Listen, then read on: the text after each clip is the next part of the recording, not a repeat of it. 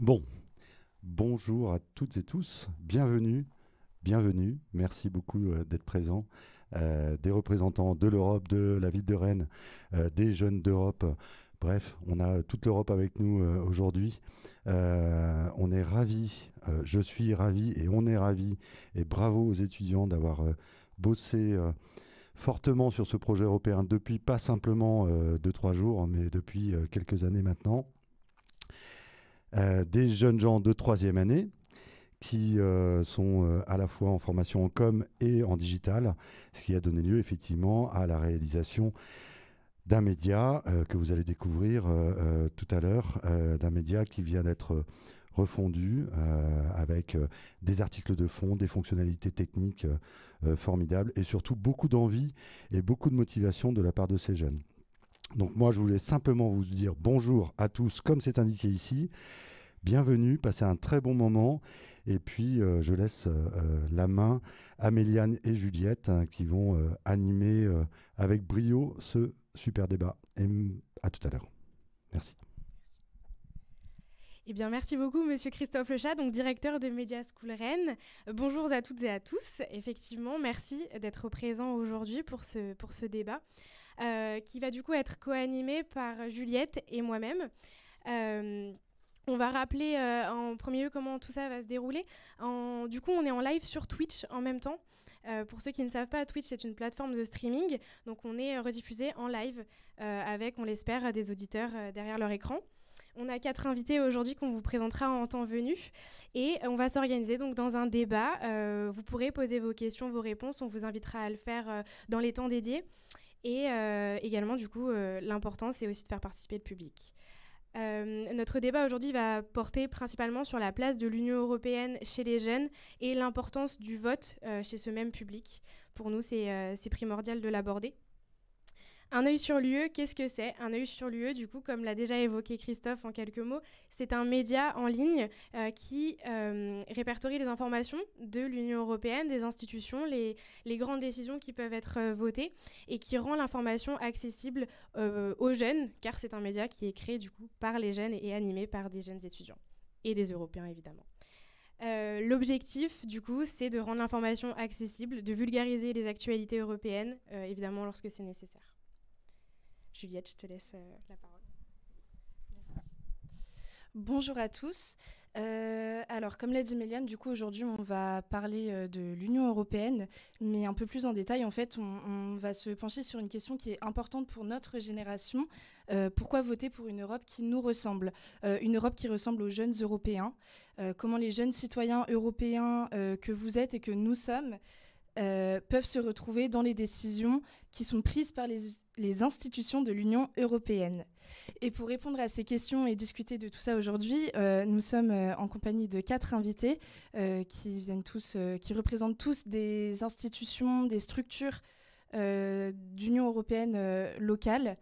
Donc on est en compagnie de Marie-Caroline Niveigne, qui est responsable des animations territoriales pour la Maison de l'Europe de Rennes et Haute-Bretagne, donc qui est labellisée un centre Europe direct. Nous sommes en compagnie de Stéphanie Pop de la ville de Rennes Métropole, donc qui est responsable Europe et Rennes Métropole.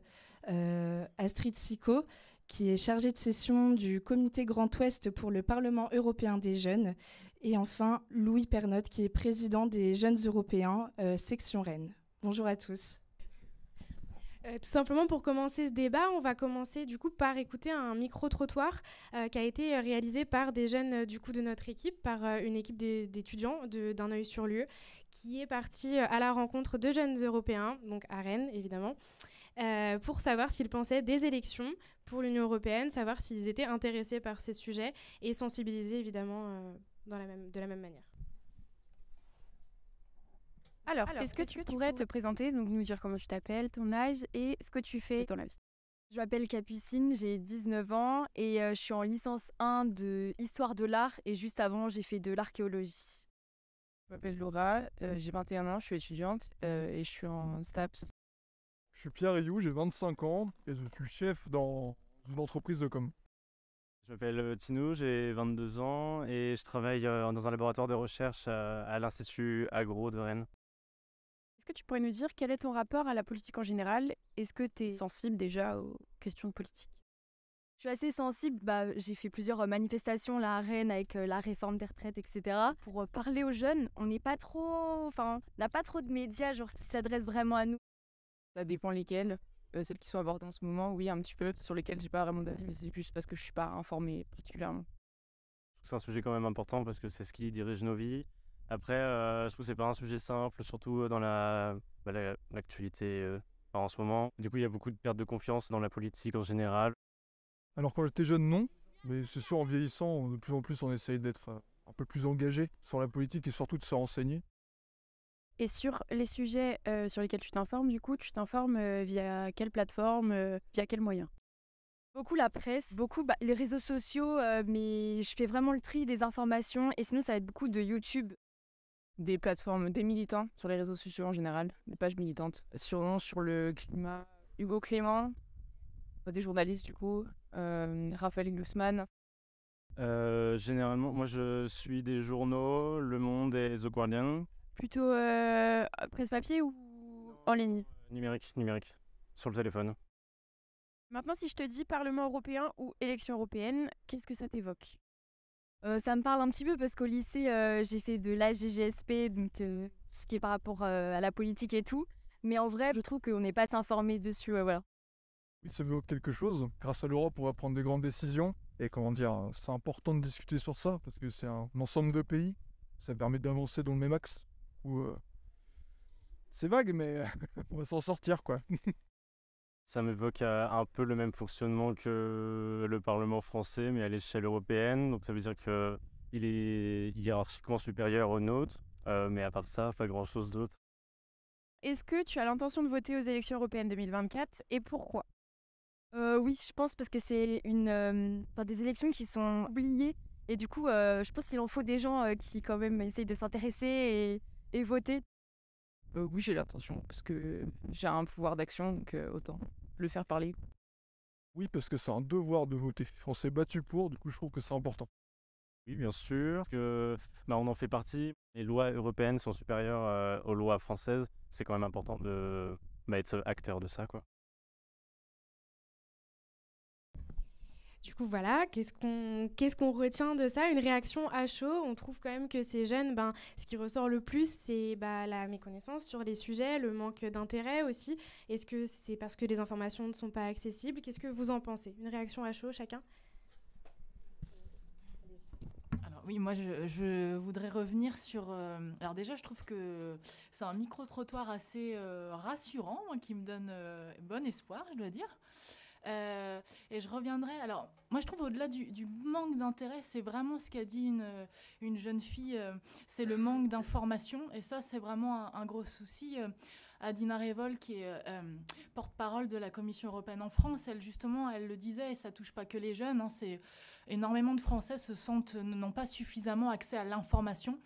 Et c'est vrai que ça, on va avoir un gros travail à faire aussi.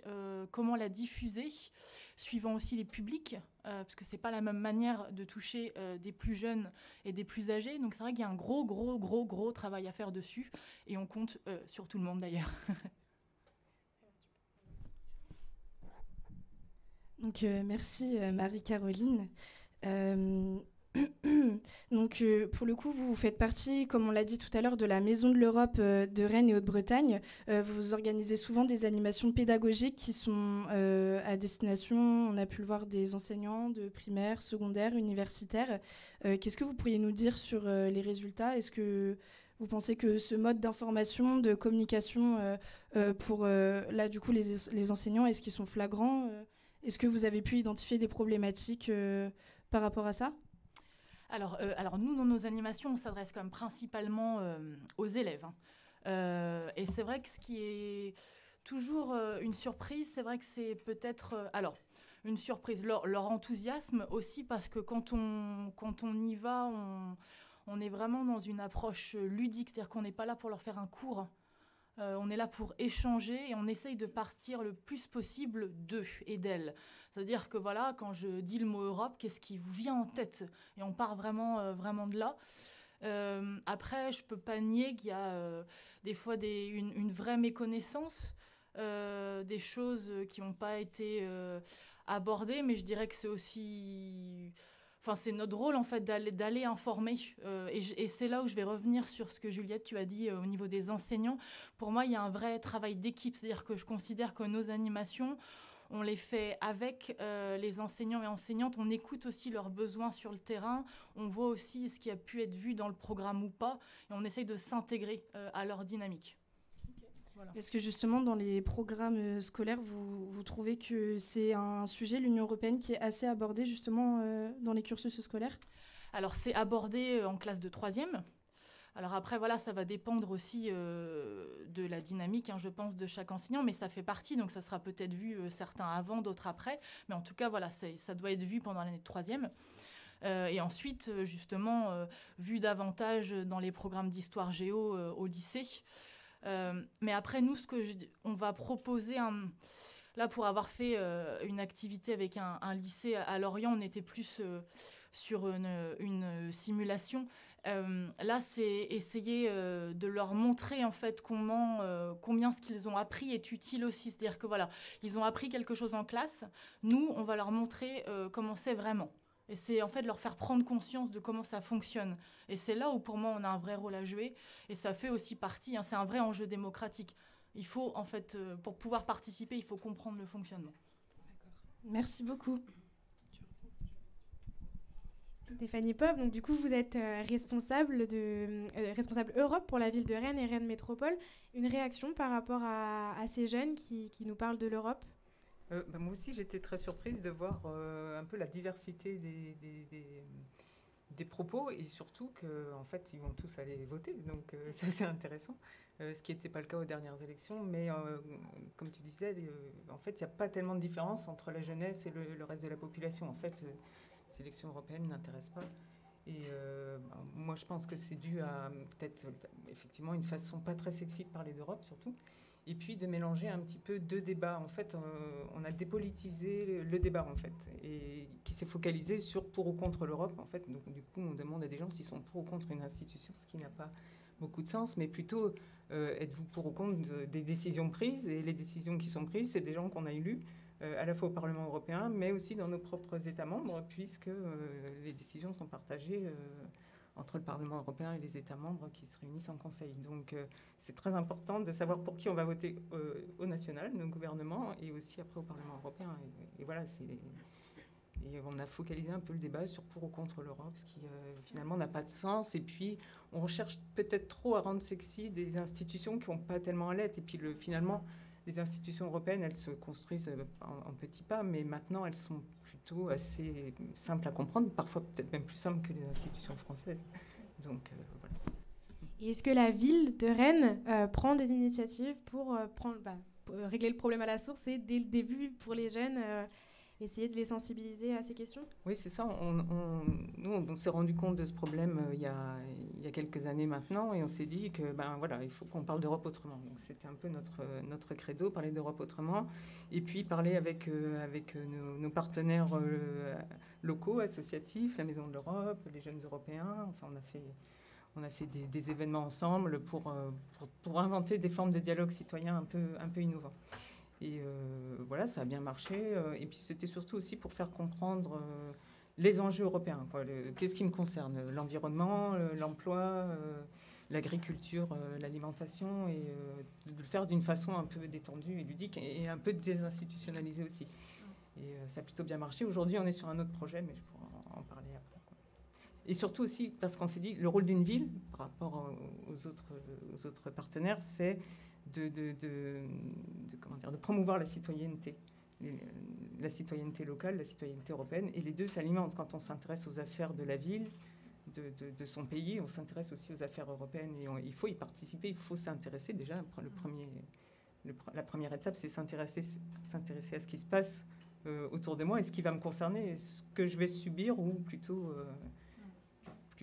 initier. Faire savoir qu'en fait, finalement, tout le monde a une voix et peut l'utiliser pour avoir son impact sur les grandes décisions potentiellement. Très bien, Juliette. Merci beaucoup. Astrid Sicot, vous êtes chargée de session du coup pour le Comité Grand Ouest au Parlement européen des jeunes. Donc vous, à votre échelle, dans votre structure, vous devez voir beaucoup de jeunes passer justement, et vous devez aussi peut-être parler des élections européennes qui arrivent prochainement. Qu'est-ce que vous mettez en place et comment est-ce que vous faites comprendre l'importance du vote justement des prochaines élections aux jeunes qui viennent vous voir? C'est vrai que du coup, nous, au Parlement européen des jeunes, donc on est une association d'éducation à la citoyenneté active dans une dimension européenne. Et donc, nos activités majeures, ce sont des sessions de simulation parlementaire dans lesquelles le but, c'est d'amener les jeunes à réfléchir, à débattre ensemble sur des sujets d'actualité donc européenne, des questions voilà, vraiment qui touchent toutes et tous, qui nous touchent toutes et tous aujourd'hui. Et donc, c'est vrai que nous, on est quand même centrés, enfin, ce qu'on voit, ce qu'on ressort de ces événements, c'est que les jeunes qui participent, c'est déjà des jeunes qui ont une certaine sensibilité à la politique ou à toutes ces questions, parce que forcément, c'est des élèves de section européenne, de classe d'AGGSP, mais du coup, là, on voit quand même qu'il y a un certain intérêt pour ces questions européennes, politiques. Et donc, voilà, notre objectif, c'est vraiment de les amener à débattre ensemble sur ces questions, et on voit que y a une certaine connaissance quand même de ces intérêts, de ces questions politiques, et nous, notre objectif, c'est vraiment d'être dans cette continuité et d'amener toute cette réflexion sur ces questions européennes. Après, nous, on n'est pas là pour... on parle forcément du vote parce qu'on est dans une assemblée démocratique. Voilà, on promue le débat, les échanges, etc., toutes ces compétences citoyennes et démocratiques. Mais on n'a pas non plus un discours dans lequel, qui incite à aller voter. Mais c'est vrai que c'est la démarche quand même qui tend vers le vote, parce que forcément, les jeunes, ils prennent part à leur citoyenneté en participant à nos débats. Et donc, forcément, c'est un peu la continuité. On sensibilise quand même sur tous ces enjeux des questions européennes, des questions de politique. Et voilà, c'est vraiment le cheminement vers ces questions et vers cet engagement. Parce que c'est vrai que nous, on en ressort il y a beaucoup de jeunes qui ressortent de notre association, mais qui ont des vocations finalement. Je peux prendre quelques exemples de personnes qui ont participé à nos sessions et qui maintenant là font des stages à l'Assemblée nationale par exemple, au Parlement européen. Vraiment ça tire des vocations, mais donc notre objectif ça serait quand même d'ouvrir en fait et d'inclure davantage de personnes pour forcément sensibiliser plus à ces questions et à ces enjeux, parce que là on est centré sur des personnes qui au final connaissent déjà ou sont déjà sensibilisées sur ces questions de politique et d'Europe. Donc c'est vrai que c'est intéressant de toucher toutes et tous aujourd'hui. Merci. Et du coup, oui, comme on le disait, vous voyez beaucoup de jeunes passer pour toutes ces questions qui concernent l'Europe. Et on avait évoqué aussi tout à l'heure du coup le manque d'informations, notamment dans le micro-trottoir qui se faisait beaucoup ressentir. Est-ce que vous savez, par exemple, parce que là, du coup, comme vous le disiez, vous partez d'une base de jeunes qui ont déjà, eux, un intérêt pour toutes ces questions. Est-ce que vous savez d'où ça vient? Est-ce qu'ils ont justement, eux, des moyens d'information peut-être qui font qu'ils partent en fait d'une base plus sûre et qui leur apportent plus d'intérêt justement pour les questions autour de l'Europe? Du coup, à nos événements, donc par exemple, en novembre dernier, on avait fait une session sur ce thème. En fait, il y avait eu un sujet de commission qui était la jeunesse et la politique, comment rendre les élections et le vote plus attrayant. Et donc, les jeunes, ils ont soulevé certains problèmes. Donc, eux-mêmes qui étaient intéressés par la politique ont pu soulever ces problèmes, qui étaient donc ce manque d'information et donc le manque qui était donc un manque d'information parce que pour eux, l'Union européenne, c'est quelque chose qui est loin. On se dit ça nous concerne pas, et donc voilà, c'était ce manque d'information, ce manque de proximité en fait avec les élus européens. Et donc ce qui ressortait, c'était vraiment d'essayer d'aller vers plus d'informations sur ces questions, et voilà, donc tous ces enjeux que les jeunes eux-mêmes soulèvent par rapport à ces problèmes de confiance et d'information. Okay. Merci Astrid. Louis Pernotte, du coup, président des Jeunes Européens à Rennes. Je vais rester sur la même ligne éditoriale. Est-ce que vous mettez des choses en place? Qu'est-ce que vous faites pour sensibiliser nos jeunes? Juste avant de répondre à votre question, je voudrais peut-être un peu nuancer le constat pessimiste sur la participation aux européennes, puisque par exemple entre 2014 et 2019, on a eu une augmentation de 42 à 50%. Et il n'y a pas de décrochage de la participation. Le niveau reste stable entre 40 et 50% depuis les années 90, ce qui est différent de ce qu'on peut observer aux élections nationales, notamment législatives et locales. Donc il y a quand même un socle d'électeurs convaincus qui vont voter à chaque fois et qui ne s'érodent pas. Et je crois que c'est plutôt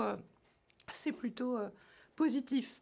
Mais c'est vrai qu'il y a un véritable déficit d'image et d'information et que les gens voient ça comme une chose lointaine et technocratique. Et c'est le rôle des associations que de combattre ce préjugé. Donc chez les jeunes Européens, on met en place diverses actions à cette fin. On intervient aussi dans les écoles comme la Maison de l'Europe, avec dans une logique un peu similaire, puisque c'est quand même un peu le nerf de la guerre. Je me rappelle au temps lointain où j'étais en bac S au lycée. L'Europe sautait toujours du programme et l'éducation civique était en général employée pour faire de la géo.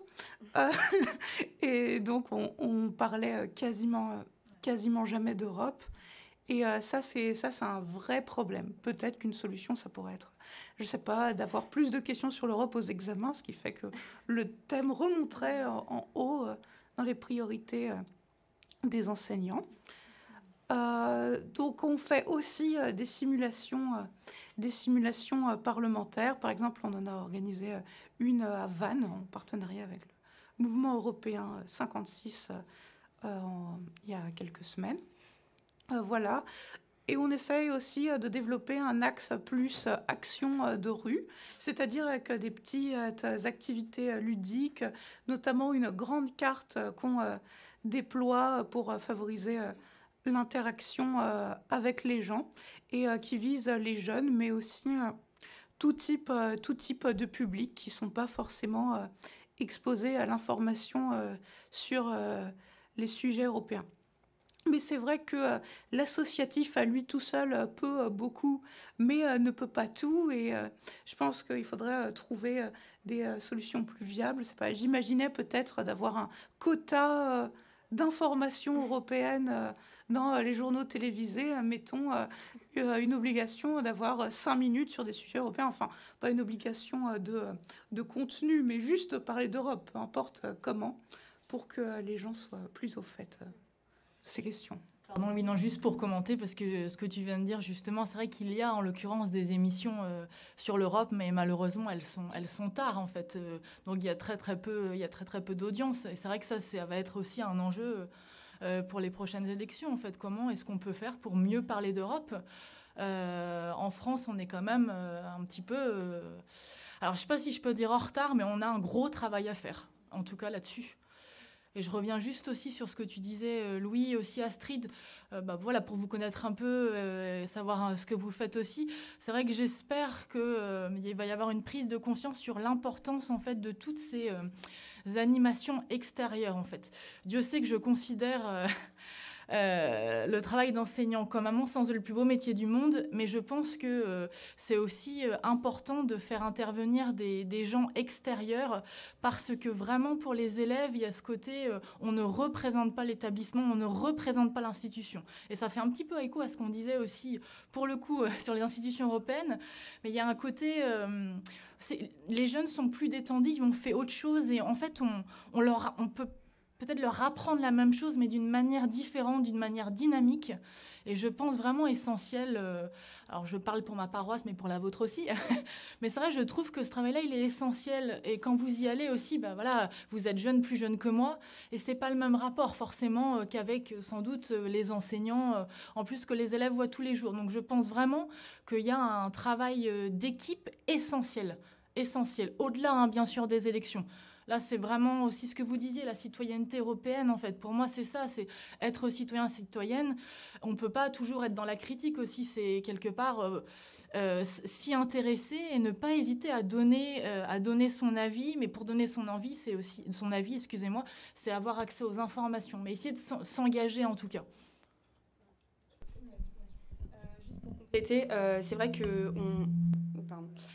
on oublie souvent que les jeunes, même si par exemple ils ne votent pas, ils votent moins, c'est vrai qu'ils s'engagent. Il ne faut pas oublier vraiment cette grosse partie du côté politique. La politique, c'est pas seulement voter, c'est aussi vraiment s'engager. Et je pense que on remarque que les jeunes aujourd'hui s'engagent beaucoup plus. Et moi je le note vraiment dans mon association, c'est que cette forme d'engagement qui n'est pas que le vote, mais également d'engagement associatif, ça crée certaines appétences, des envies pour la politique, et ça permet comme tu disais, de s'intéresser à la politique d'une autre manière. Et c'est vrai que c'est vraiment très important de souligner cet engagement des jeunes qui crée des envies pour la politique et voilà, des carrières. Et l'associatif, en fait, parce que quand je disais l'engagement, ça peut être aussi, c'est comme tu dis, et je suis tout à fait d'accord, je pense qu'il y a une mobilisation très forte, en fait, chez les jeunes. C'est ça, en fait, une mobilisation, mais ça peut être aussi au niveau... c'est pas qu'une mobilisation politique, c'est une mobilisation associative aussi, vraiment très, très marquée. Une autre manière aussi, peut-être, de... alors là, c'est un autre sujet, mais les différentes formes que peuvent prendre aussi la mobilisation chez les jeunes aujourd'hui, ça évolue beaucoup. En fait, c'est des formes différentes que par le passé. Donc, il y a plein de choses qui se passent. Voilà. Juste le fait de parler entre jeunes ou avec d'autres personnes, ça permet juste de s'intéresser et pas juste on vient nous dire il faut voter. Là, ça nous donne des certaines connaissances et des compétences pour ces questions, mais pas en nous imposant d'aller voter et de le faire d'une autre manière. Et je pense que ça marche d'autant plus de cette façon. En tout cas, c'est ce que moi, je ressors de notre expérience au Parlement européen des jeunes. Oui, moi, ce que je voulais dire, je suis trop près, c'est que en fait, je ne pense pas qu'il y ait un manque d'informations, je pense qu'il y en a trop, en fait. Et comment faire le tri dans toutes ces infos je pense qu'effectivement, les sources d'infos pour lesquelles on peut être sûr qu'elles nous conviennent, c'est effectivement sur les sites des partis politiques. Et aller voir c'est quoi leur vision européenne de la politique. Je pense qu'il y a assez de quoi faire. Tous, ils disent, voilà, au niveau européen, on veut ça. Les sites des grandes ONG, il y a beaucoup d'ONG qui sont... Toutes les ONG ont une échelle européenne. Vous allez voir Greenpeace Europe, vous allez voir Change.org, non pas Change.org, We Move Europe, qui est une ONG géniale. Là, il vous explique le droit européen comme personne et de façon intéressante, quoi. Donc, allez voir les sites des partis politiques, les sites des ONG, et en plus, ça sera ciblé sur le sujet qui vous intéresse et qui vous fera comprendre tous les tenants et les aboutissants des décisions européenne en matière d'environnement, en matière de migration. Là, vous pouvez devenir expert du sujet à travers ces infos-là. WeMove.org, j'en connais pas. Il y a Humans, plein d'assauts activistes qui sont au niveau européen. Il y en a trop, en fait. Mais peut-être commencer par je suis proche de telle idée politique, je vais aller voir sur le site déjà de ces partis politiques, et puis remonter le fil comme ça pour monter à l'échelle européenne. En fait, il faut toujours un peu penser européen, quoi que l'on pense. Oui, je voulais dire aussi qu'un autre frein peut-être à l'engagement européen, c'est le fait qu'on manque d'espace public européen, c'est-à-dire de débat à l'échelle européenne. Le débat est encore très cloisonné entre les pays, très national. Il y a le débat public français, le débat public allemand, le débat public néerlandais. Mais finalement, on débat peu en tant qu'Européens dans un espace commun sur les enjeux qui nous concernent tous. Bon, il y a eu quelques améliorations, et c'est vrai qu'il y a eu des controverses assez chaudes avec la crise de l'euro entre la Grèce et l'Allemagne, qui ont même qui ont eu le mérite de favoriser un débat sur la construction européenne, de la mettre en question, de l'interroger, mais aussi de la faire progresser comme ça. Mais aujourd'hui, finalement, on a assez peu de sujets qui prêtent à débat à l'échelle européenne, peut-être un peu le climat, mais on voit encore beaucoup que l'engagement sur les questions climatiques se fait à l'échelle nationale et a pour but de convaincre davantage le gouvernement français d'agir fortement que les institutions européennes, même si les ONG le pratiquent à l'échelle européenne. Pour les citoyens, c'est pas forcément évident. Et je pense qu'avoir plus de médias sur la question européenne, ça permettra aussi de favoriser l'émergence d'un espace public européen qui ferait que les gens se sentent concernés et aient envie d'agir. Je pense qu'il y a un espace public, une opinion publique européenne qui ne demande qu'à s'exprimer, mais c'est vrai qu'il n'y a jamais les cadres. Effectivement, les élections, c'est les listes nationales, alors qu'il devrait y avoir des listes européennes, mais ça, c'est demandé depuis longtemps, mais voilà, savoir le parti pirate européen, le parti, et aller militer avec ses collègues néerlandais, ses collègues suédois, enfin voilà.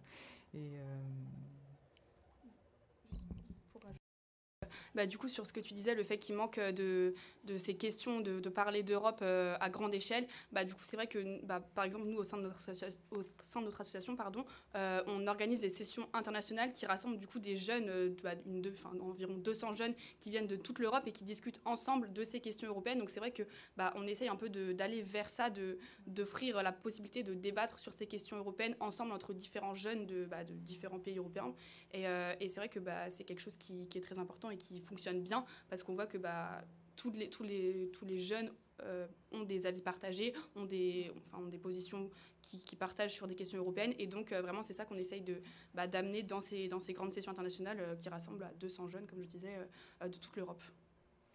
C'est ça, si je peux me permettre, du coup, de résumer un peu toutes vos idées. On est sur la volonté de créer un espace public commun à toute l'Europe, finalement. On a besoin de trier l'information, on a besoin de sortir de ce cercle vertueux des mêmes personnes qui s'y intéressent et donc qui vont s'engager et en fait aller chercher plus loin. Et comment faire? Comment est-ce que vous pensez qu'on peut aller chercher les jeunes, chercher l'intérêt en eux, leur dire regardez, en fait, c'est pas barbant, c'est plein de grandes idées, de grandes décisions qui sont intéressantes. Comment on fait tout simplement. Alors moi, j'ai aucun doute, je pense, là, pour être très souvent en contact avec la jeunesse, je pense que c'est un public extrêmement enthousiaste avec lequel il est quand même assez simple d'échanger. Après, voilà, on peut ne pas être d'accord, et tant mieux, je dirais, ça permet d'argumenter, mais ça me semble pas être un public. Alors après, c'est toujours pareil, qu'est-ce que ça veut dire jeune? Parce qu'au sein de la population jeune, il y a plein de populations différentes qui n'ont pas les mêmes aspirations, qui n'ont pas les mêmes vies, etc. Donc là, c'est pareil, c'est un peu compliqué de répondre à cette question, parce qu'on va toucher des profils extrêmement variés quand même. Quand on parle jeunes, nous, on comprend, je pense, ceux qui vont être en âge de pouvoir aller voter, de pouvoir s'engager dans des assos. Donc, on est sur une tranche d'âge de 17-25, quoi, là où il faut commencer à... Mais après, j'ai envie de dire, ça va être... Et là, on a un gros travail à faire dessus, parce qu'il y a ces jeunes, justement, qui vont rentrer à l'université, qui vont peut-être, en effet... rentrer dans des associations étudiantes. Très bien. Et puis, on a des jeunes qui, eux, sont en décrochage scolaire aussi. Décrochage scolaire, peut-être depuis 16 ans, qui n'ont pas du tout contact avec l'université, qui rencontrent des difficultés importantes, mais qui ont tout autant de légitimité à participer au vote, à s'intéresser à l'Europe. Comment on parle aussi à ces jeunes-là? On ne va pas leur parler non plus forcément de la même manière, on ne va pas faire les mêmes choses. Donc c'est ça aussi, c'est toute une réflexion à avoir. Là, je ne peux pas vous dire, boum, ça tombe bien, je suis ici, je peux vous présenter, on a prévu ça. Là, il va falloir qu'on y réfléchisse ensemble aussi.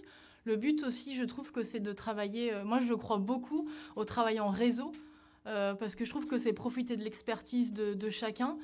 Et puis, s'adresser au maximum de gens, mais ne pas avoir un discours uniforme, en fait. Ça, je pense que c'est un vrai danger, à mon sens. Je pense qu'il ne faut pas chercher non plus trop à forcer. Je pense que les causes qui intéressent les jeunes, comme l'environnement principalement, les jeunes se rendent bien compte que ça ne se règle pas au niveau local ni au niveau national, mais que ça se règle au niveau global, justement. Et que du coup, pour régler un problème au niveau global, il faut s'engager aussi au niveau global. Donc aller chercher l'info au-delà de nos frontières et puis militer avec des gens en dehors de nos frontières, justement. Ça... Il n'y a pas encore assez de manifs européennes, de partis politiques. Si, il y a un peu Diem 25 qui plutôt à gauche, qui est un peu le premier parti européen, vraiment, sans être des émissions des États. Mais voilà, je pense que ça va se faire tout seul. À un moment, on se dit, bah oui, mais ça ne peut pas se régler qu'au niveau national. Et c'est souvent les causes qui intéressent les jeunes, donc ça va venir. Mais peut-être là où le plus important, c'est de faire comprendre que ce vote compte, quoi. En tout cas, ce vote et cet engagement comptent. Il y a aussi un frein tout à fait pragmatique qui est la barrière de la langue. C'est-à-dire que pour avoir des débats au niveau européen, souvent il faut parler anglais. Par exemple, chez les jeunes européens, en fait, on est une section locale d'une association qui existe à l'échelle européenne. Et souvent, les Français, qui sont particulièrement réputés pour pas être hyper doués en anglais, ont du mal à s'investir à l'échelle européenne, dans les débats européens, dans les instances européennes, puisqu'ils parlent pas anglais ou pas hyper bien. Et c'est difficile pour eux. Et donc, ça aide pas à avoir des convergences à l'échelle européenne. Donc, je pense que si on veut favoriser l'émergence d'une culture européenne, l'enseignement des langues, c'est aussi important. Et pour des raisons obscures, on n'est pas très doué là-dedans. Ça a été plus courageux que moi, parce que j'y pensais, j'ai pas osé le dire en fait, mais c'est vrai que je suis tout à fait, je suis tout à fait d'accord en fait. On a un énorme travail à faire, même si j'ai l'impression, entre ma génération et la vôtre, même si j'ai envie de penser qu'on fait partie de la même, mais, je pense qu'il y a déjà une progression, mais c'est indéniable. Qu'on a encore du travail à faire et puis c'est tellement chouette de parler une autre langue et d'en parler même 2, 3, voilà, mais bon, soyons pas non plus déjà d'en parler une autre, c'est vrai, hein. Donc merci Louis pour ce courage. C'est le cas aussi. Je me permets, juste un instant. N'hésitez pas, si derrière votre écran, vous avez des questions sur Twitch, à nous communiquer dans le chat. On portera une attention particulière pour y répondre au moment des échanges et des questions-réponses. Alors moi, j'aurais bien aimé rebondir sur ce que vous avez dit tout à l'heure, Stéphanie, quand vous parliez de l'écologie, qui était justement une cause qui tenait beaucoup à cœur à notre génération. Est-ce que vous pensez que c'est par exemple ce type de cause qui pourrait faire que les jeunes pourraient plus s'impliquer dans le vote ou dans la politique, même pas forcément que européenne, mais en général? Est-ce que vous pensez que c'est un élément qui pourrait faire que, l'écologie à l'échelle européenne pourrait faire en sorte que tous les jeunes aient un sentiment d'appartenance, en fait, justement à l'Europe? Il y a l'écologie, il y a d'autres valeurs, mais effectivement, c'est la porte d'entrée. C'est aussi aux partis écologistes de bien formuler aussi ces enjeux, mais clairement oui. Après, il y a d'autres sujets. Il n'y a pas d'identité européenne définie, mais il y a quand même des fondamentaux. Les valeurs européennes, ça peut être un moyen de se dire l'Europe, c'est ses valeurs de base, au moins les préserver, la paix, la justice, l'égalité, l'état de droit, les droits de l'homme. Et puis, il y a aussi la culture, qui est un moyen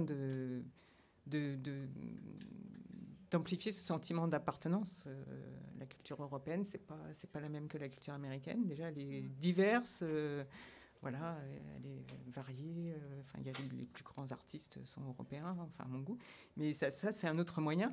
Mais ouais, c'est ça, c'est à chaque intérêt ou à chaque cause, il y a toujours le niveau européen et peut-être toujours penser européen, quoi. Ces causes et ces centres d'intérêt. Merci beaucoup. Non, du coup, effectivement, Juliette l'a rapidement évoqué juste avant, ce sentiment d'appartenance. Du coup, elle a dit ces deux mots et qui semble quand même une dimension qui est assez forte, assez importante. Ce sentiment d'appartenance-là, du coup, des jeunes au sein de l'Union européenne, parce que finalement, on est tous européens. Comment est-ce qu'on fait pour, dans une dimension différente de ce qu'on a évoqué avant, vraiment dans le sentiment d'appartenance? Est-ce qu'il y a des mesures qui sont mises en place, vous savez, au niveau national, peut-être de vos structures, je ne sais pas, qu'est-ce qui peut jouer? Ouais, vas-y, je sais pas. Alors, moi, j'ai envie de dire que c'est déjà apprendre à se connaître les uns les autres.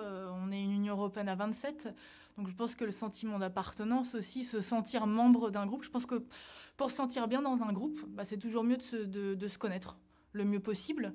Je reviens encore une fois, aux langues, mais aussi de pouvoir échanger ensemble. Ça, je pense que c'est un élément important, donc c'est assez basique. Au niveau, pareil, culturel, je pense, par exemple, quand on va en animation, c'est vrai qu'on a toujours une partie dans nos quiz d'Europe, par exemple, où on va poser des questions sur quelques États membres, en fait. C'est aussi susciter l'intérêt. Ah, tiens, en Croatie, ils ont inventé la cravate. Bah, c'est marrant, ça, je pensais pas. Ou tiens, en Finlande, ils boivent plus de café. C'est le pays européen où ils boivent le plus de café. Bah, c'est marrant, je pensais que c'était l'Espagne, moi. Et c'est tout bête, en fait, mais c'est juste susciter la curiosité. En fait, ça, pour moi, ça me semble essentiel.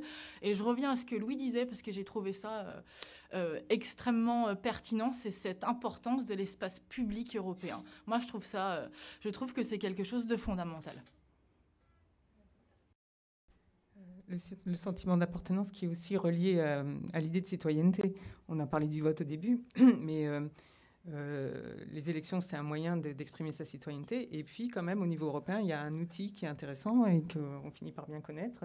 C'est l'initiative citoyenne européenne qui permet aux habitants de faire des demandes à l'Europe, de faire des demandes de changement de loi et de le faire un peu de façon directe. C'est un outil de démocratie directe qui n'existe même pas dans nos États membres et où la Commission européenne, en fait, elle partage son droit d'initiative.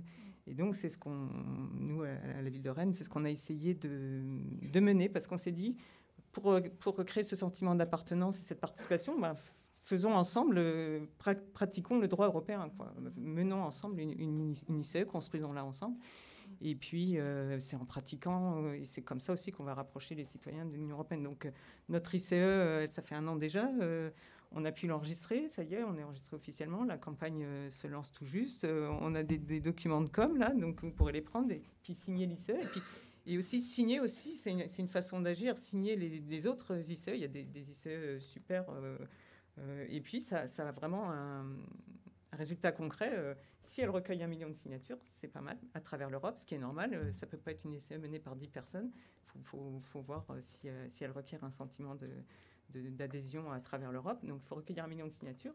Et après, on passe devant le Parlement européen et on dit à la Commission, voilà les changements de loi qu'on demande. Et la Commission, elle peut encore choisir de ne pas le faire, mais elle peut aussi dire, voilà, on va proposer un règlement, on va proposer une directive. Et tout ça. Donc, nous, on a mené cette ICE, c'est parti du quartier, c'était une demande de collégiens pour un accueil digne des migrants en Europe. On a assisté à la ville pour la monter, la rédiger juridiquement, avec tous les acteurs du Labo Europe. On a mené. Il y a eu d'autres ICE qui sont sortis. Celle-ci, c'était celle qui a été choisie par les Rennais, mais il y a d'autres sujets d'ICE. D'ailleurs, on a travaillé beaucoup avec les étudiants. On a eu 12 sujets d'ICE en tout. Les Rennais ont choisi ce sujet-là, mais il y avait des mobilités décarbonées en Europe, un billet de train pas cher et un billet d'avion cher, des choses comme ça. Manger moins de viande en Europe pour dire revoyons ce mode d'agriculture intensif en Europe. Enfin, il y a plein de choses à partir d'idées simples, de demandes simples de citoyennes de base. On a pu formuler des demandes juridiques à l'Union européenne. Donc, en fait, l'ICE, elle part du quartier, elle arrive à la Commission européenne et la semaine prochaine, la maire va aller défendre cette ICE à Bruxelles, donc auprès des institutions. Mais c'est une invitation à signer et puis surtout à connaître cet outil de citoyenneté qu'est l'initiative citoyenne européenne. Astrid, j'aimerais bien vous entendre sur la question également par rapport à ce sentiment d'appartenance. Vous êtes jeune, vous parlez aux jeunes.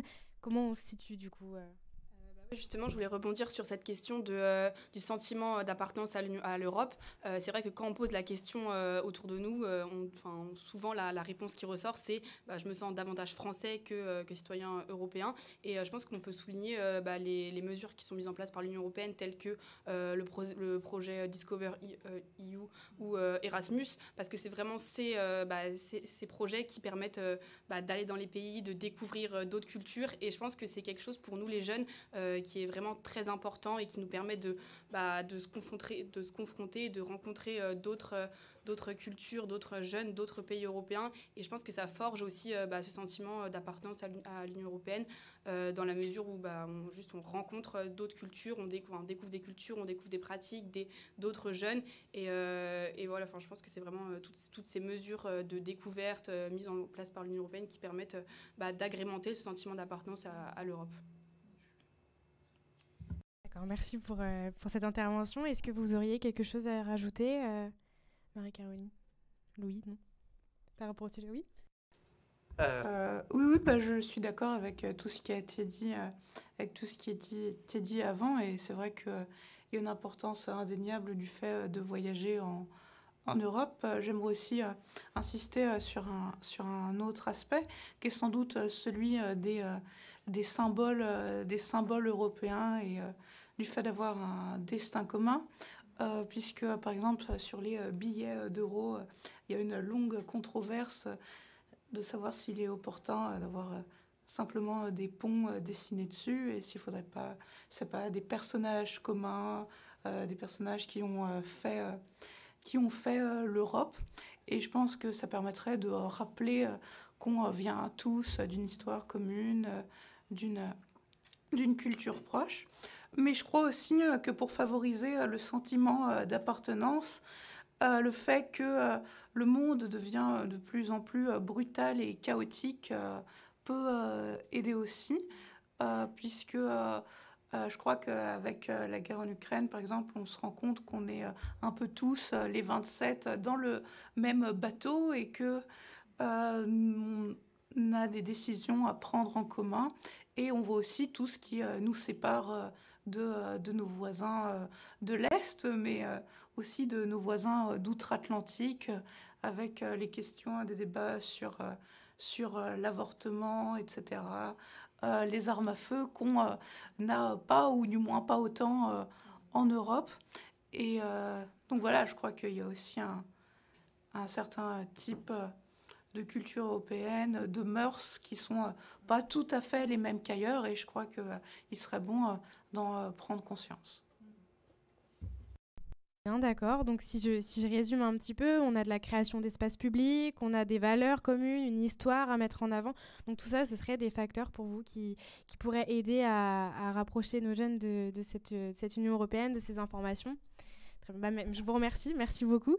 On peut potentiellement passer aux questions du public. Est-ce que vous avez des questions ? Vous souhaitez échanger avec nos invités ? Oui. Alors, bonjour à tous. Je m'appelle Anthony et ma question c'était de savoir comment on pourrait créer une Union européenne assez forte avec des cultures bien diverses sans pour autant avoir un impact lourd en tant que Français, Allemand, enfin en tant que père fondateur finalement de l'Europe. Comment on peut créer une unicité sans pour autant imposer nos mœurs, notre culture aux autres pays.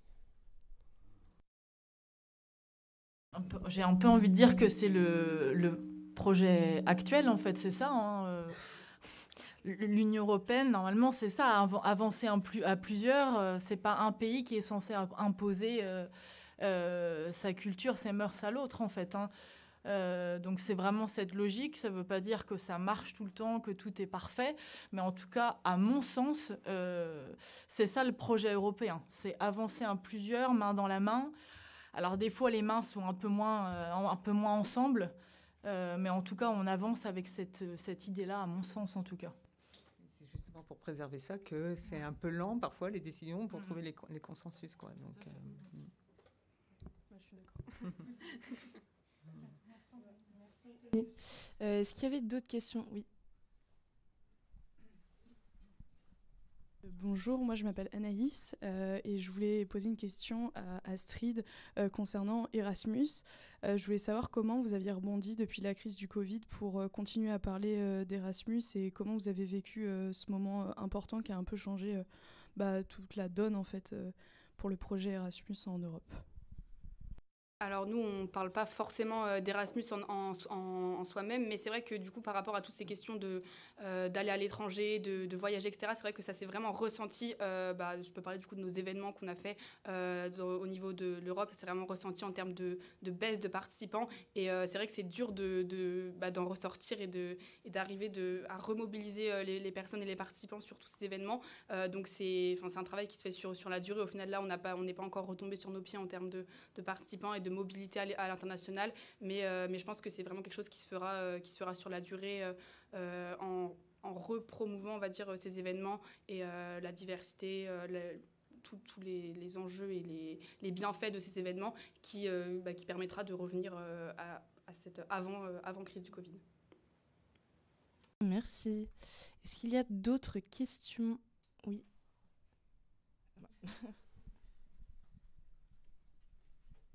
Bonjour, moi je m'appelle Noémie. Je voulais savoir qu'est-ce qui vous avait donné envie de vous engager dans un organisme européen.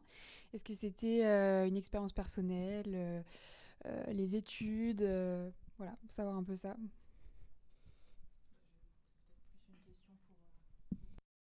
Vas-y, commence si tu veux, comme tu veux. Vas-y. Ok, bah c'était un peu... En vérité, quand j'étais au lycée, j'ai eu un peu quelques interventions du type Maison de l'Europe. Louis, est-ce que tu vas dire Enfin, c'était pas par la Maison de l'Europe, mais je me rappelle que le 9 mai, on avait parfois des brochures de la Commission européenne, etc. Et puis, ma mère, qui est prof, m'en gardait plein. Et donc, je les lisais. Donc, bon, sans être un passionné de la question, j'étais pas totalement ignorant de la chose. Mais après, justement, ce qui a fait que je me suis vraiment intéressée, c'est de suivre l'actualité et tout, de lire des articles sur le sujet, voir ce qui se faisait. Et puis, il y avait justement eu les européennes de 2019 où le débat avait été animé. Et puis donc voilà, je suis entrée plus ou moins comme ça aux jeunes européens, mais sans penser m'y engager pendant si longtemps et y être encore 4 ans après. Les brochures, ça fonctionne bien finalement. C'est un support qui fonctionne. Brochure de la Commission européenne. Donc, en plus, super. Moi, je pourrais rajouter quelque chose, parce que c'est un peu différent. Moi, j'ai fait du droit européen jusqu'au bac+5. Et en fait, j'ai jamais, finalement, après mon diplôme, travaillé dans une institution européenne. Et en fait, j'ai fait de l'Europe depuis la ville, quoi, en fait. Et on peut faire beaucoup d'Europe depuis la ville. On est dans des réseaux de villes, on voyage, on se déplace régulièrement, on est en contact avec nos collègues des villes européennes, on a tous un homologue au niveau européen, et quelques métiers que vous fassiez, faites des projets européens, allez voir vos homologues au niveau européen, comment ils travaillent. Enfin voilà, on peut faire de l'Europe même sans avoir une expérience à Bruxelles, quoi. Merci beaucoup. Je pense que c'est important de le préciser, ce genre de choses. C'est des choses qu'on n'a pas la dimension en tête. En fait, à chaque fois, on pense que c'est un milieu qui est très, très fermé, très... voilà, il faut être passionné pour s'intéresser à l'Europe. Mais non, en fait, tous autant que nous sommes, on peut mettre notre pierre à l'édifice, nous intéresser, même rien que nous intéresser si on ne veut pas agir pour le moment. Et je pense que c'est important de le noter. Est-ce qu'on a des questions sur Twitch dans le chat? Est-ce qu'on a du monde Oui. On a une question sur le chat Twitch qui demande, une personne qui demande qui concrètement décide de la politique européenne.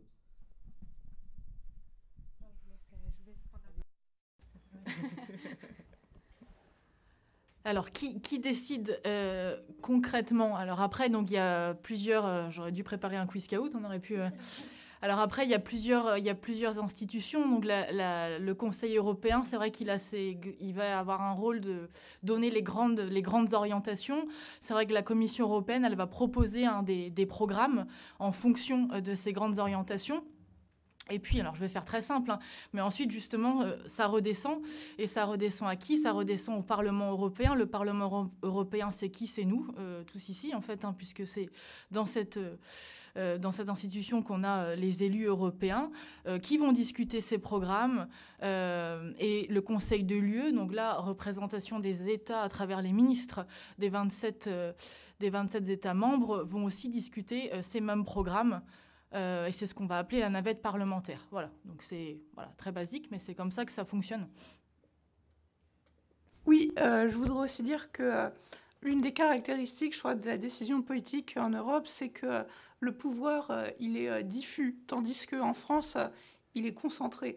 En France, les décisions peuvent être prises par une seule personne, à savoir selon les moments le Premier ministre ou le Président de la République, tandis qu'en Europe, personne ne décide vraiment de quelque chose.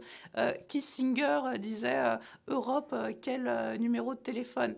Quelque part, il n'avait pas tort, même s'il le disait de manière péjorative, puisque... Donner au moins le numéro de la Maison de l'Europe, je pourrais le faire en moi, voilà, ça sera un premier contact. Finalement, tout le monde négocie et les décisions se prennent par consensus entre les États, entre les différentes institutions. Et finalement, la décision est collective. Il n'y a pas quelqu'un qui décide de quelque chose. Merci beaucoup. On avait une autre question dans le fond de la salle. Bonjour, moi j'avais une question pour vous en particulier, madame. Vous nous parliez de l'échelle locale et municipale juste avant, et un peu avant, vous nous parliez de culture européenne.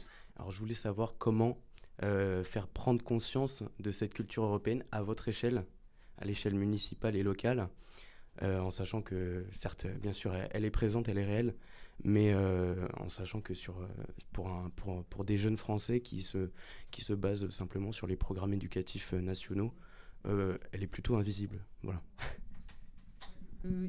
J'en ai parlé un petit peu. Il y a la façon de...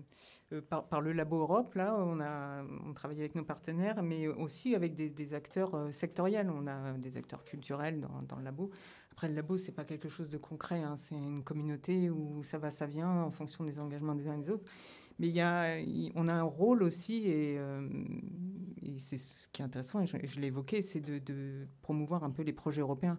Alors les projets européens pour nos collègues des services culture, mais aussi aider autant que faire se peut les acteurs du territoire à faire des projets européens. Ça veut dire avoir des sous pour mener ces projets, mais c'est surtout découvrir ce qui se passe ailleurs. Et des projets européens, il y en a dans tous les domaines, dans les domaines culturels, dans le domaine social, dans le domaine scolaire. Voilà, c'est très varié. Donc, on est là en assistance à l'aide au projet pour nos collègues et aussi pour les acteurs du territoire.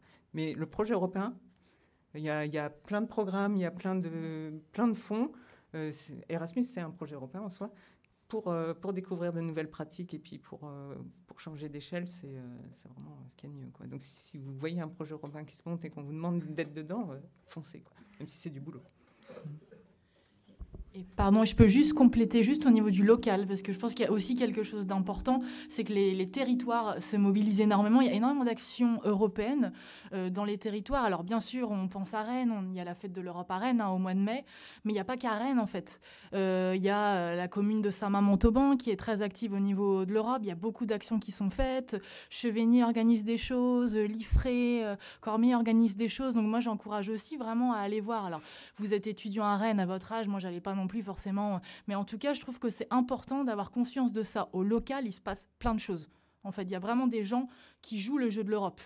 Je pense que ça, c'est important de le signaler. Excusez-moi, je profite juste d'être là pour poser une autre question, sans transition, désolé, encore à vous, madame. J'ai simplement pour développer ou éclaircir un propos. Vous nous disiez qu'il y a comme un... Je suis pas sur l'information. Il y a comme un surplus d'informations à l'échelle européenne actuellement. Alors c'est vrai que dans toutes nos associations, etc., on voit que, au contraire, il y a une demande plutôt peut-être de clarification ou avec des médias plus précis, plus axés sur la jeunesse. Et voilà, je voulais juste vous demander si vous pouviez développer un peu il y a un surplus d'informations sur l'Europe. Voilà. Merci. En fait, l'information européenne, elle est présente un peu dans tout. Et ce que je disais, si vous voulez connaître l'information européenne sur un sujet, allez voir l'ONG qui vous intéresse et voir ce qu'elle pense, ce qu'elle développe, notre politique européenne en matière d'environnement, contre la directive glyphosate, pourquoi. Et là, vous avez de l'information européenne. Et à partir de ça, vous pouvez toujours rebondir sur des ONG partenaires. Tiens, elles pensent peut-être différemment. Et puis, finalement, ça va vous envoyer sur le site de la Commission européenne sur la directive glyphosate en question. C'est comme ça que vous remontez un peu le fil et puis vous avez engrangé des connaissances au fur et à mesure de vos clics. Alors, c'est vrai que c'est pas... Il faut avoir du temps pour faire ça. Après, trouver un site généraliste, moi, je sais pas, celui que je trouve bien, c'est We Move Europe. Vraiment, au niveau européen, il y a... Je sais pas... Et puis, sur l'UE, un œil sur l'UE aussi, je pense. On peut le dire. Ils vulgarisent l'information, on répertorie un petit peu. Vous envoyer vers d'autres liens. C'est ça, exactement. Vous vouliez intervenir J'hésite maintenant parce que j'allais aussi mentionner un autre site, mais qui me semble quand même être une base. C'est toute l'Europe. Toute l'Europe, il y a énormément de choses sur toute l'Europe. C'est quand même extrêmement bien fait. C'est une belle ressource pour les enseignants, les enseignantes et pour leurs élèves. On les invite souvent à aller voir quand même aussi le contenu, en fait. Et je rebondis à ce que tu disais, Stéphanie. Quelquefois, peut-être en effet, les informations, elles sont présentes, mais elles ne sont pas toujours évidentes à lire, je pense. Et on en revient à l'importance de vulgariser l'information. Moi, je pense que ça, c'est quand même aussi un enjeu essentiel. Et je trouve que toute l'Europe le fait, vraiment. Et voilà, je comptais aussi par ce petit message saluer leur travail, parce que moi, en tout cas, dans mon quotidien, moi qui ai besoin de vulgariser quand je vais voir du public jeune aussi, et moins jeune en fait, c'est pas vulgariser spécialement pour les jeunes en fait, c'est vulgariser pour tout le monde, j'ai envie de dire. C'est rendre l'information accessible à tous en fait. Nous c'est vrai qu'on est quand même assez ciblés jeunes parce qu'on est jeunes et qu'on connaît ce langage, on sait comment on sait comment échanger avec notre public, on essaye de leur parler comme si on nous parlait à nous-mêmes, entre nous en fait, pour essayer de vulgariser le propos, mais effectivement il faut mettre en avant aussi ce genre de médias qui le fait depuis bien plus longtemps que nous et qui le fait aussi de façon professionnelle, j'imagine, même si nous on met tout notre cœur à le faire. Voilà, on sait qu'il y a quand même aussi d'autres choses. Oui. Donc, oui, ce sera mieux. Je m'appelle Christophe. J'ai une question qui va être volontairement un peu provocatrice parce que j'aime ça et parce que je trouve que ça nourrit le débat. Est-ce que ça marche ? Ça, c'est ma première question. Et quand je dis est-ce que ça marche, je vais essayer de préciser. Vous nous avez parlé d'énormément d'initiatives. Il y a la fête de l'Europe. Il y a tout ce que vous faites là, ce que vous faites aujourd'hui, ce que vous faites au quotidien. J'ai le sentiment que ça marchouille, mais que ça ne marche pas. Ça, c'est ma première question. C'est un sentiment et je vous le livre. Et deuxièmement, on vous parlait tout à l'heure de citoyenneté et on parlait de citoyenneté européenne. Quand je vois, moi, le tollé qu'il y a pu y avoir, notamment lorsqu'on a adressé un drapeau européen sous l'Arc de Triomphe, le tollé français, j'imagine que ça aurait pu être la même chose dans un autre pays. Je me demande à quelle hauteur il n'y a pas un décalage entre cette volonté de citoyenneté européenne et le ressenti au niveau des nations sur une réelle citoyenneté européenne. Et je sais que si vous aviez une baguette magique et si vous pouviez effectivement le faire, vous le feriez. Mais j'ai envie de vous entendre là-dessus et savoir si c'est pour vous des difficultés quotidiennes que vous rencontrez et si ça constitue une problématique quotidienne pour vous dans vos missions. Du coup, je pense que ça marche, les actions qu'on fait, ça marche à petite échelle. C'est vrai que c'est pour des personnes, comme je disais au début du débat, c'est des personnes qui sont peut-être plus intéressées par ces questions sur lesquelles ça va marcher et ça va continuer leur engagement et leur volonté de s'investir. Mais c'est vrai que c'est difficile. Je pense que comme il y a tous ces enjeux autour de ces questions européennes avec des diversités d'opinions, c'est difficile de vraiment réussir à convaincre les personnes qui sont un peu contre ça ou qui juste s'y intéressent pas. C'est vrai que c'est vraiment tout un cheminement et je pense que c'est ça aussi tout l'enjeu de ces actions, c'est d'aller vers les personnes qui sont pas intéressées mais c'est vrai que je pense que ça marche, mais comme vous dites à petite échelle. 50%. Ouais, c'est ça pour les personnes qui sont intéressées et surtout que je pense aussi le fait que ça fonctionne pas pour tout le monde, c'est que c'est des enjeux qui comme on disait qui sont loin et qu'il y a d'autres enjeux nationaux qui intéressent davantage notamment en ce moment et c'est pour toutes ces raisons je pense qu'il y a des difficultés à vraiment s'ancrer et à ce que ça fonctionne réellement. Oui, est-ce que ça marche ? C'est vrai qu'on se pose toujours la question, mais comment est-ce qu'on mesure un degré de citoyenneté ? À part le taux d'abstention aux élections. Donc on va voir si ça a progressé, et puis on ne saura jamais dire c'est grâce à nous, c'est parce qu'on a mené telle action, on ne saura pas le dire. Après, c'est vrai, effectivement, la présence des gens dans les différents événements. Et puis, je ne sais pas, en fait, la citoyenneté, ça se mesure aussi, on l'a vu, par l'engagement. Donc, combien de personnes dans les manifs combien on crie après le drapeau européen ? En fait, comment on l'a mesuré ? Parce que finalement, on ne sait pas. C'est trop appelé des bots sur Twitter ou c'est vraiment beaucoup de médias, par contre. Oui, c'est ça. Donc, c'est vrai que, par contre, le challenge, c'est de savoir mesurer cette adhésion et cette citoyenneté, quoi. Bon, il y a plein de petits... non, il n'y a pas, à part les élections. Non, il n'y a pas d'outil de mesure. Alors, peut-être la conférence sur l'avenir de l'Union, les taux de participation, combien de gens se sont exprimés. Il y a un moyen aussi, ah oui, c'est un outil que j'ai oublié d'évoquer, c'est qu'on dit aussi qu'on peut, on dit, c'est vrai, on peut aller commenter en tant qu'ONG, mais aussi en tant que citoyen, les mesures prises par la Commission. Et donc, il y a toutes des phases de consultation. Et c'est souvent là que les ONG s'expriment sur les consultations d'actes. Bon, après, c'est un peu plus compliqué. Ça peut être aussi un indicateur, mais bon, c'est combien de gens vont aller dire « Je vais aller m'exprimer sur la directive truc, très compliqué, directive numérique. » Je sais pas. Ouais. Mais voilà, il manque un peu un outil de comment est-ce qu'on pourrait... Peut-être que la Commission, enfin l'Union en général, réfléchit à ça, ou la Maison de l'Europe. Je passerai le message, en tout cas. Mais c'est vrai, le premier chiffre qu'on va regarder, c'est la participation aux prochaines élections. Ouais. Oui, sur j'oublie ce que je voulais dire. Oui, sur la confiance en les institutions européennes et le fait d'y être plus favorable, je crois qu'il y a quand même eu des progrès ces dernières années, puisqu'on est un peu sorti de la période où l'Europe a été carrément remise en cause avec les débats sur la sortie de l'euro, la sortie de l'UE, et ce genre de discours a un peu disparu de l'espace public, ou du moins il demeure, mais de manière résiduelle. Et donc je crois que c'est quand même une forme de progrès, de savoir que l'Europe entre dans les mœurs et s'est imposée comme une réalité dans laquelle on va rester sans doute un bout de temps. Après, il ne faut pas que peut-être un relatif consensus retrouvé se transforme en apathie collective, mais et plus particulièrement sur le point de l'Arc de Triomphe. La polémique a eu lieu quelques mois avant la présidentielle, portée quand même par des personnalités issues d'une certaine frange de la classe politique. Et je ne sais pas si elle a eu un écho marqué dans l'opinion publique et qui a vraiment eu un mouvement populaire à l'échelle nationale.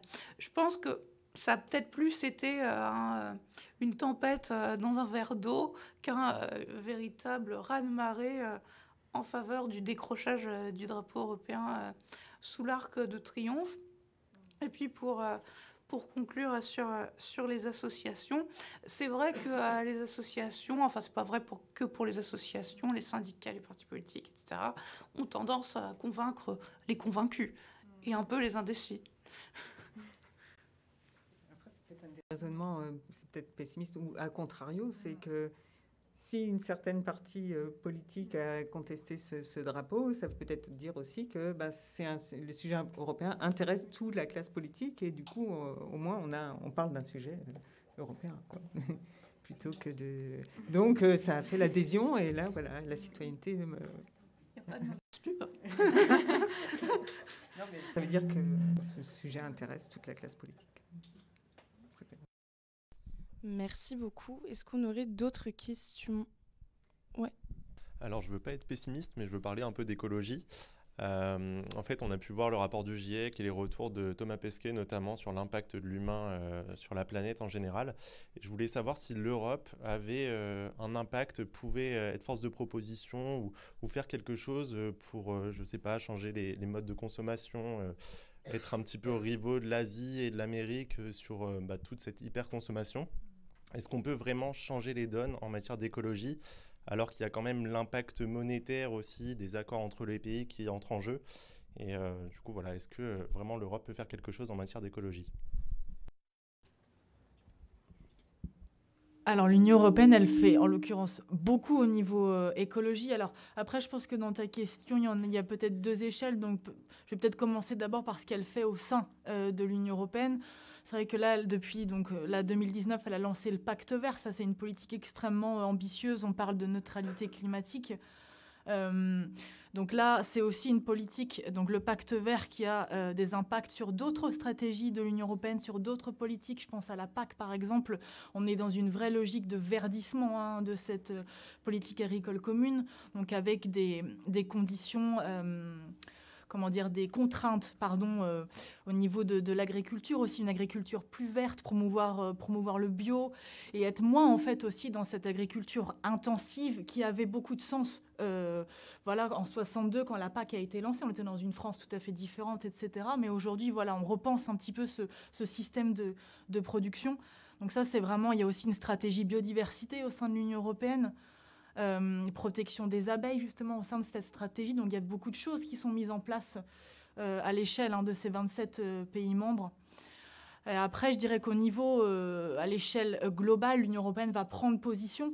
Après, c'est toujours, on peut prendre des positions au niveau des accords commerciaux qu'on peut avoir, imposer aussi différentes contraintes à ce niveau-là.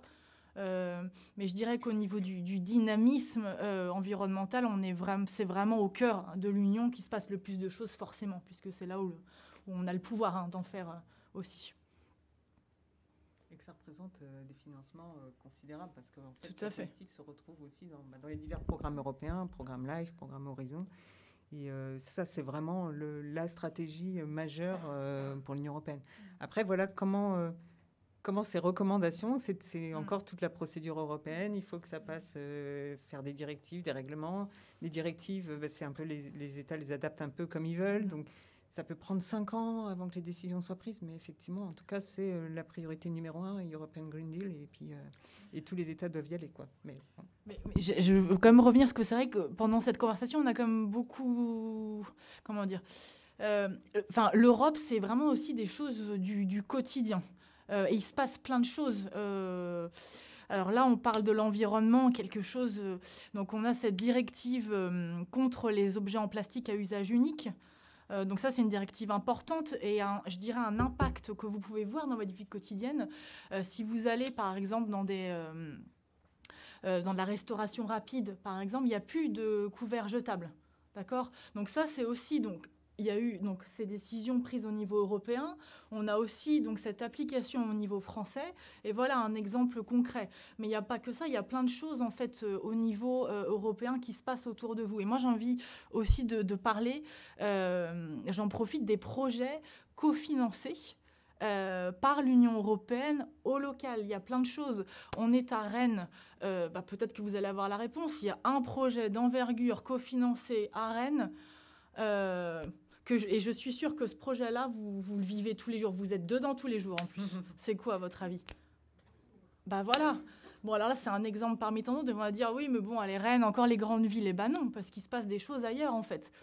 Moi, je vous conseille vivement d'aller sur le site europe.bzh. C'est le site de la région. Vous allez dessus. Vous allez voir une carte en bas. Et vous allez voir tous les projets qui ont été cofinancés à l'échelle de la région, d'accord, par l'Union européenne. Et vous allez voir, il y a plein de choses, en fait. Il y a plein de projets. Il y a Ouessant, là, vous pouvez me dire, vous êtes à la grande ville. Ah non, vous êtes meilleur en géographie que moi, quand même. Ouessant, il y a un projet qui a été cofinancé. Donc, vraiment, avoir aussi ces notions-là sans l'Union européenne, il y a plein de choses qui n'auraient jamais vu le jour. Et ça, c'est une réalité. C'est pas moi qui suis là pour faire de la promotion, pas du tout. Hein. D'accord, je suis pas dans cette dynamique-là, mais c'est des choses qui existent. Et moi, j'invite vraiment à aller voir. Je vous raconte pas des cracks. Okay ? Mais c'est vrai que la lenteur de la prise de décision qui est due à la nécessité démocratique de bien savoir si tout le monde est d'accord, et puis qui peut paraître une lourdeur, c'est vrai que c'est compliqué face à des causes, des sujets qui sont urgents comme le changement climatique, quoi. Donc, effectivement, c'est là qu'on peut se dire, oui, comment on fait ? Il y a des urgences et pour autant, les décisions prennent 5 ans à être prises pour des couverts en plastique, quoi. Alors, je reviens juste là-dessus, sur cette échelle. Je voudrais aussi repréciser une chose. L'Union européenne, elle est souvent... c'est là. Ah oui, c'est à cause de l'Union européenne, justement, cette lenteur. Ne pas oublier quand même qu'il y a, je répète, décision européenne, directive ou règlement. On va prendre directive parce que là, comme tu l'as dit, les États vont un petit peu choisir la manière dont c'est mis en place. C'est la France ensuite qui va mettre cette directive en place et qui va réfléchir à comment on fait ci, comment on fait ça.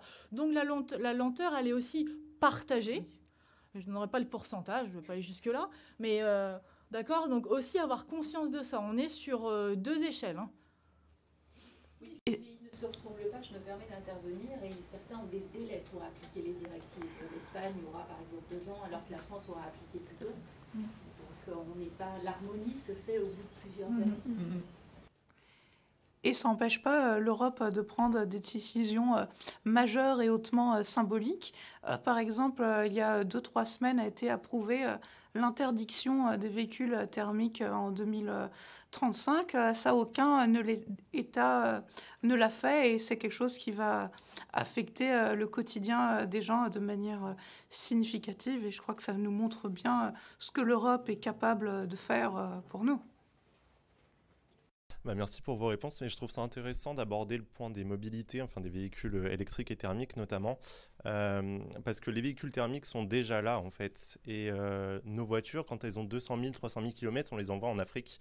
Et est-ce que vous pensez qu'on n'a pas un rôle à jouer justement là-dedans, et plutôt que de produire du neuf, plutôt que de se procurer du neuf, même si c'est électrique, d'ailleurs on ne sait pas trop l'enfouissement des déchets derrière, et la durabilité des choses, mais est-ce que vous ne pensez pas qu'on devrait réparer plutôt, utiliser plus longtemps les véhicules thermiques plutôt que sur un coup de tête changer parce qu'il y a la petite prime à la conversion et du coup on envoie tous nos véhicules ailleurs parce que dans tous les cas ils seront utilisés, donc pourquoi pas utiliser ceux qu'on a déjà plutôt que de produire toujours du neuf? La question a été soulevée lors des débats au niveau européen sur l'envoi des véhicules en Afrique. Et donc, on a encore un peu de temps d'y réfléchir puisque la mesure ne va pas entrer en vigueur tout de suite, mais c'est un vrai problème qu'il faudra résoudre. Mais j'ai confiance en les capacités qu'on a à le résoudre. Dans le Green Deal européen, il y a tout un volet sur l'économie circulaire, recycler, aller contre l'obsolescence programmée, enfin voilà, mettre de la circularité dans les modes de production, ça c'est aussi une stratégie, mais c'est vrai que ça ne se fait pas du jour au lendemain, de recréer des filières qui recyclent, enfin il y a plein de sujets, les matériaux rares, les piles, les bâtiments, enfin voilà, et ça c'est sur vraiment du temps long, mais en tout cas la conscience est prise, quoi. Et puis moi, j'ai envie de te dire, c'est ce genre de questionnement en fait dont on a besoin aujourd'hui dans l'Union européenne. En fait, tout ce que tu dis, tes arguments, c'est ça. Quand au début on parlait de conversation. Alors d'accord, pas d'accord, mais c'est ça en fait qui nourrit la réflexion. C'est-à-dire que toi, ce que tu as dit, des députés européens, des députées européennes ont dit la même chose en fait, et que c'est exactement ça. C'est-à-dire qu'il y a une proposition, ouais, vous proposez ça, mais en fait, est-ce que... Et c'est ça, c'est exactement ce que tu viens de faire. Donc je te remercie. Pendant la campagne des européennes, il faut aller au meeting. Je pense qu'il y en aura quelques-uns dans le coin et d'aller interpeller ceux qui se présentent au suffrage. Est-ce qu'on a d'autres questions? Ok. Ouais. Moi, j'avais juste une question. Du coup, ça va contredire un peu ce que tu disais. Tu disais que c'était une tempête... Attends. Une tempête dans un verre. Mais est-ce que, en fait, avec la montée des partis extrêmes, justement, c'est pas du tout une tempête dans un verre parce que y a beaucoup plus de gens qui vont voter pour ces partis-là et donc on a beaucoup plus de voix, en fait, derrière ces personnes-là, aujourd'hui. C'est pas encore dit qu'il y ait plus de voix, c'est peut-être qu'ils sont plus importants parce que justement il y a de l'abstention derrière, même si bien sûr la présence. Mais bon, je sais pas si... Non, ça se tient. Non, mais je suis d'accord qu'il y a une augmentation du nombre de voix des partis d'extrême droite, mais j'observe néanmoins que ce n'est pas sur le sentiment anti-européen qui prospère aujourd'hui.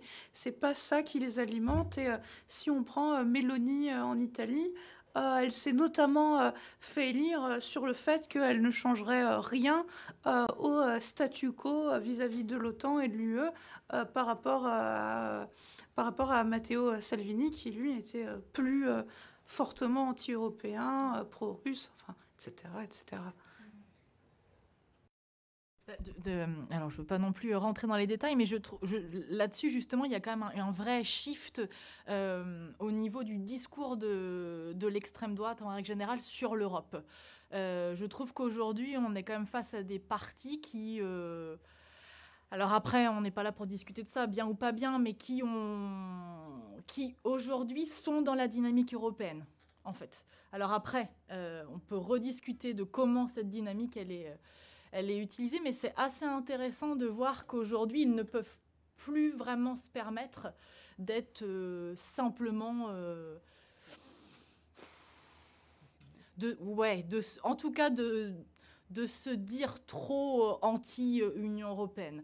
Après, j'invite toujours, et ça pour tous les partis, à aller voir vraiment ce qui est fait par ces partis, les décisions prises, les votes, etc. Je pense que c'est toujours important pour se rendre compte vraiment de l'implication, des actions, etc. Mais voilà, je trouve que c'est assez intéressant à observer quand même. Voilà. Après, ce qui est à craindre, c'est peut-être des attaques plus insidieuses contre l'Europe, façon Pologne, c'est-à-dire pas une volonté de sortir de l'Europe, mais quelque part de la saper par la base. Ça, il y a une vigilance indéniablement à avoir, ça c'est... Ouais. Et une dernière question qui a un petit peu de lien. Est-ce que vous croyez en la possibilité de développer une Europe plus sociale qu'elle n'est aujourd'hui ou pas?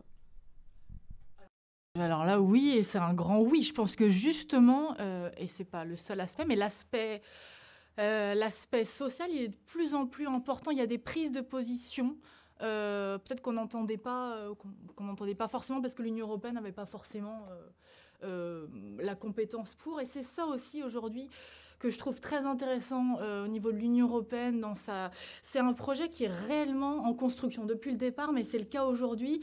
Et il y a des sujets, des thématiques qui sont abordées qui ne l'étaient pas dans le passé, notamment tout ce qui concerne, je dirais, le droit social en fait. Et c'est ça qui est intéressant à voir. Et c'est pour ça que je trouve que c'est un projet, le projet européen, il est très très ouvert finalement. Et donc c'est pour ça que je pense qu'il est essentiel. En tout cas, c'est intéressant pour nous, citoyens, citoyennes, de voir un peu ce qui se passe, d'aller s'intéresser, parce que, c'est ce que je disais à Anthony tout à l'heure, c'est ça, en fait, toutes ces questions, elles peuvent être abordées, en fait. L'Union européenne, sky is the limit, c'est peut-être un peu exagéré, mais c'est un peu quand même cette... il faut y aller, en fait. On peut discuter de différentes thématiques. Et le social est vraiment, aujourd'hui, important au niveau de l'UE. Bonjour. Du coup, moi, ça rejoint un petit peu ce qui vient d'être dit. Justement, je voulais savoir pour vous quel était le rôle des politiques aujourd'hui en France.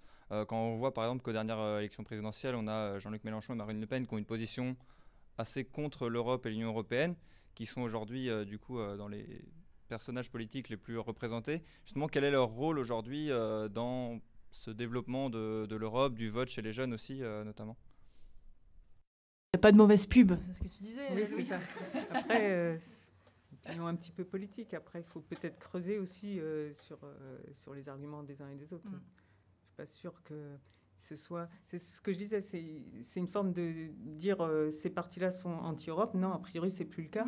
C'est plutôt quelle politique ils défendent au niveau européen. Et là, je pense que vous aurez votre réponse. Quoi. Mais c'est pas, il ne faut pas réduire le débat à pour ou contre l'Europe. Voilà, sinon... toujours déçu. Et puis c'est pas le sujet, c'est par contre pour ou contre un accueil digne des migrants, pour ou contre une politique européenne du climat ambitieuse. Enfin voilà, c'est plutôt ça. Mais par contre, votre question, c'est est-ce qu'ils n'ont pas participé à ce sentiment de... Est-ce que leur rôle aujourd'hui justement de défendre... Je pense pas que ce soit une influence si forte dans ce sentiment-là. Je pense justement, et puis... Tu disais qu'on avait ce shift aussi là maintenant où le débat n'était plus là-dessus, mais sur les sujets concrets justement. Comment le Brexit a-t-il impacté les étudiants qui étaient présents en Angleterre? Parce que là, donc, à l'heure actuelle, le Royaume-Uni ne participe plus au programme Erasmus+, c'est terminé. Donc là, c'est vrai que malheureusement, aujourd'hui, les Britanniques ne peuvent pas venir comme ils pouvaient venir avant à travers ce programme-là. Et la même chose pour les Français et les Françaises, en l'occurrence. Je ne sais pas si je... Oui. À l'Université de Rennes, en tout cas, il y a encore de possibles... avec il me semble... C'est les accords entre universités. Ouais, c'est ça. Il y a encore, mais par contre, Erasmus, c'est vrai que c'est ça. Il n'y a plus Erasmus. Ouais, c'est ça. Ouais. C'est pour les oui, c'est ça. Ouais. Oui. pense qu'on n'a plus de questions. Juliette, est-ce que tu veux dire un mot pour conclure?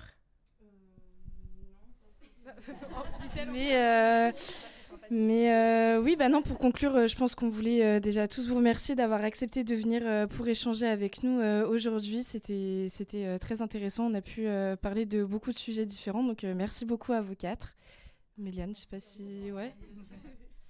Je pense qu'on peut étendre les remerciements au public. Surtout aussi, merci d'être là. Merci de faire vivre ce débat. Vous pouvez vous applaudir. Merci à Paul et Gaël qui sont en régie et Hugo qui est derrière la caméra depuis le début du débat. Et surtout, un grand merci à Audrey Plat de nous avoir accompagnés depuis le début de l'année.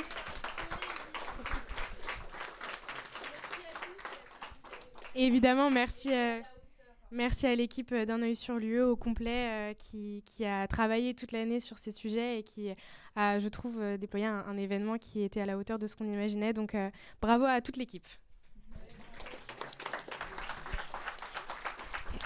Bravo et je pense que vous avez appris plein de choses. En plus, grâce à vous quatre ce matin, vraiment un grand merci aux invités. Je vais me mettre de ce côté. Un grand merci aux invités. C'était super intéressant.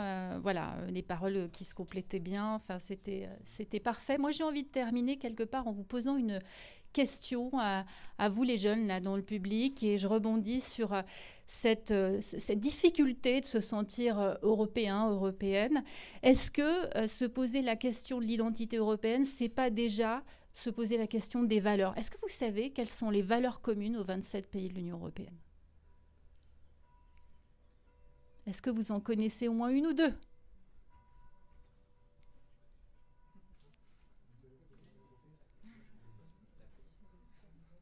Marie-Caroline, tu vas nous aider? Oui, j'allais dire, moi je dirais que, à mon sens, sans doute une des plus belles, c'est la devise de l'Union européenne. C'est quoi? Voilà. Unis dans la diversité. Ok. Démocratie, diversité. Et assumer la richesse culturelle, en fait, c'est ça aussi, cette... État de droit, droit de l'homme. On a une belle affiche de la Maison de l'Europe, d'ailleurs. Hein. Vous allez être conviés à poursuivre les échanges avec nos invités dans l'autre pièce qui s'appelle la salle Belle-Île, je crois. Et puis, bien sûr, aussi de poursuivre ces échanges autour d'un petit apéro aux saveurs de l'Europe. Vous l'avez bien mérité, tous. Merci infiniment. Et on va poursuivre cette discussion, je pense. C'était vraiment intéressant. Merci à tous. Merci.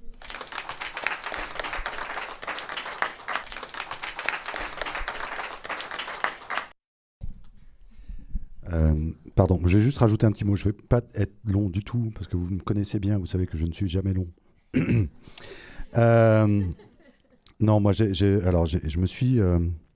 j'ai écouté, c'était génial, et j'ai eu le sentiment, évidemment qu'il y a encore énormément de taf à faire, et merci d'être là pour le faire. Merci à vous aussi de le faire, et merci évidemment à Audrey de pousser vers ça. La genèse de ce projet, c'est à Audrey qu'elle revient. Le jour où elle est venue me voir dans mon bureau lorsque je créais l'école et qui m'a dit, dis donc, il y a une formation dans ton école qui s'appelle European Communication School, et quid de l'Europe? Ah, ok. Qu'est-ce que vous avez à me proposer, madame? Et ben voilà, on en est là aujourd'hui, c'est-à-dire qu'il y avait... Alors, comme Audrey est une grande professionnelle des médias, du journalisme et de la communication, elle a réussi à m'emmener comme ça, là. Et puis avec ce projet formidable, et qui n'en est qu'à ses débuts. Et il y a donc un super média aujourd'hui qui est lancé par les étudiants, donc c'est top. C'est super, et quelle richesse les débats, hein, quelle richesse à chaque fois.